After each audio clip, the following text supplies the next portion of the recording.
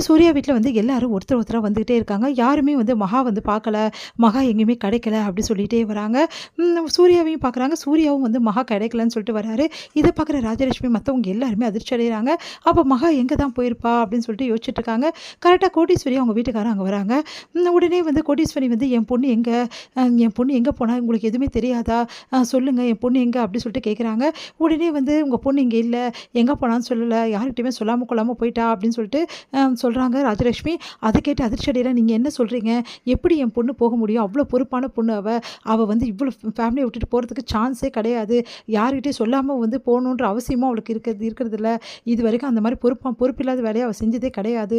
தயவுசெய்து சொல்லுங்க என் பொண்ணு எங்க? நான் இல்ல உண்மையிலேயே யாருக்குமே தெரியாது அப்படின்னு சொல்லிட்டு எல்லாம் சொன்னோனே உடைஞ்சு அழறாங்க கோடீஸ்வரி. எங்க பொண்ணு எங்க போனாலும் எப்படி கஷ்டப்படுறாளோ அப்படின்னு சொல்லிட்டு ஐஸ்வர்யா பார்க்குறாங்க. ஐஸ்வர்யா வந்து எந்த கவலையும் இல்லாம ஜாலியா தூங்கிட்டு இருக்காங்க. அத பார்த்து ஐஸ்வர்யா எழுப்புறாங்க.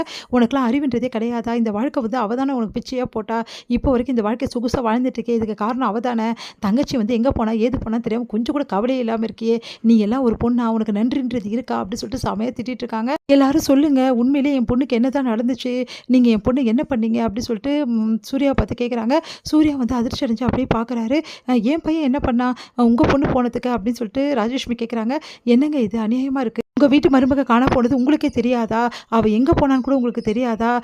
அப்படின்னு சொல்றாங்க. அவ எங்க போனாளோ, யார்கிட்ட சொல்லிட்டு போனா? எல்லாரையும் பத்தி கேட்டுட்டு இருக்கீங்க அப்படின்னு சொல்லிட்டு சித்ரா வந்து குறுக்குல வராங்க. இங்க பாருங்க, எப்படியா இருந்தாலும் உங்ககிட்ட தானே கேட்பேன். உங்கள நம்பி தானே என் பொண்ண அனுப்பிச்சேன். அப்படின்னு சொல்லிட்டு கேட்குறாங்க. சரி இதுல நாங்க என்ன பண்ண முடியும்? நாங்க ஒண்ணும் உங்க பொண்ணுன வந்து வேற ஆள நடிச்சோமா? இல்ல வந்து உங்க பொண்ண கொடுமைப்படுத்தணுமா? இல்ல நாங்க தான் வெளிய அனுப்பிச்சிருப்போம். நீங்க எப்படி சொல்வீங்க? அப்படின்னு ராஜலட்சுமி சொல்றாங்க. ஏன் சொல்ல முடியாது? அன்னைக்கு என் பொண்ண வந்து கழுத்து பிடிச்சு வெளிய தள்ளினவங்க தானே மழையிலேயே நின்னுட்டு இருந்தாளே!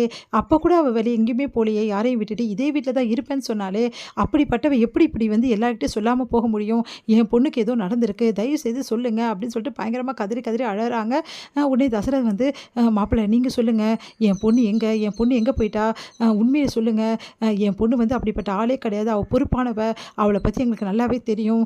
உண்மைய சொல்லுங்கன்னு அவரும் கேட்குறாரு. இல்ல எனக்கு தெரியாது வந்து அப்படின்னு சொல்லிட்டு சூர்யா சொல்றாரு. ச்சே! நீ இப்படி சொல்றதுக்கு உங்களுக்கு வெட்கமா இல்ல? உங்களுக்கு தானே நான் கல்யாணம் பண்ணி குடுத்தேன். ஒரு வந்து புருஷனா வந்து உங்களுக்கு தெரிய வேணாம். உங்க பொண்டாட்டி எங்க போயிருக்கா? ஏது போயிருக்கான்னு சொல்லிட்டு அவளோட பாதுகாப்பு உங்களுக்கு சம்மந்தப்பட்டது தானே. நீங்க தானே அவள பாதுகாத்து வச்சிருக்கணும். புருஷன்னா என்னன்னு தெரியுமா? கட்டின பொண்டாட்டிய பாதுகாத்து அவ எங்க போறா? ஏது போறா? அவளுக்கு ஏதாவது ஆபத்து ஏற்படுதா? அப்படின்னு பாதுகாத்து வச்சிருக்கணும். நான் கல்யாணம் ஆகுற வரைக்கும் வந்து நான் தான் அவளுக்கு பாதுகாப்பு. கல்யாணம் முடிஞ்சோனே வந்து எல்லா பொண்ணுங்களுக்கும் புருஷன் தானே பாதுகாப்பு. அந்த பாதுகாப்ப குடுக்க முடியாது. நீங்க எல்லாம் வந்து புருஷன் ஏன் சொல்லிக்கிறீங்க? அப்படின்னு சொல்லிட்டு கேட்டோனே அப்படியே அதிர்ச்சி அடைகிறாங்க எல்லாருமே.